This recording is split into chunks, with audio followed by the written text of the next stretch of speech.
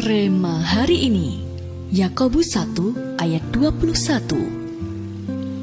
Sebab itu buanglah segala sesuatu yang kotor dan kejahatan yang begitu banyak itu, dan terimalah dengan lemah lembut firman yang tertanam di dalam hatimu, yang berkuasa menyelamatkan jiwamu.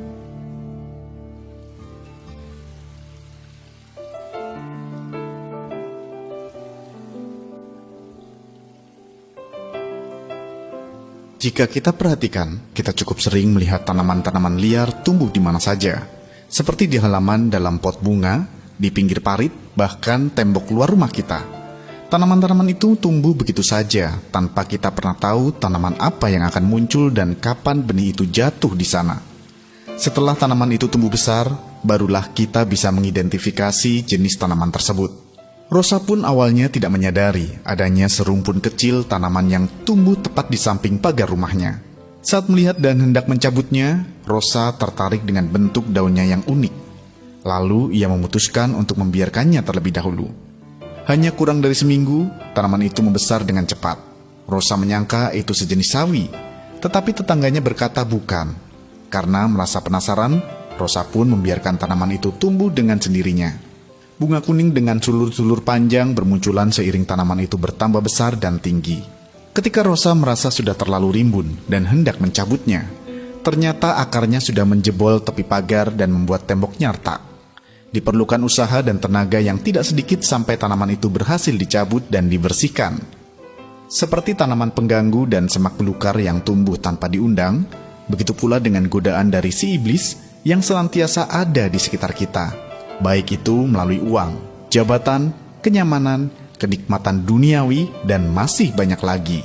Situasi ini terkadang membuat kita menjadi tidak fokus pada tujuan, tidak produktif, bahkan lama-lama bisa merusak hidup kita. Padahal, seperti semak duri yang berkompetisi, bersaing, dan merebut nutrisi tanaman yang sengaja ditanam supaya berbuah, bermacam godaan ini pun membuat hidup kita tidak bisa berbuah lebat. Karena itulah, jangan ragu ataupun menunda jika melihat tanda-tanda penghambat pertumbuhan rohani kita mulai muncul.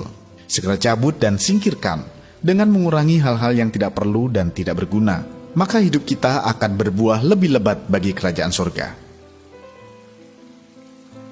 Apakah yang merupakan tanaman pengganggu dan semak belukar dalam hidup Anda?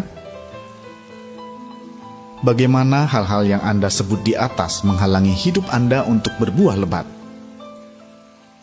Apa komitmen yang Anda buat untuk menyingkirkan tanaman pengganggu dan semak belukar tersebut?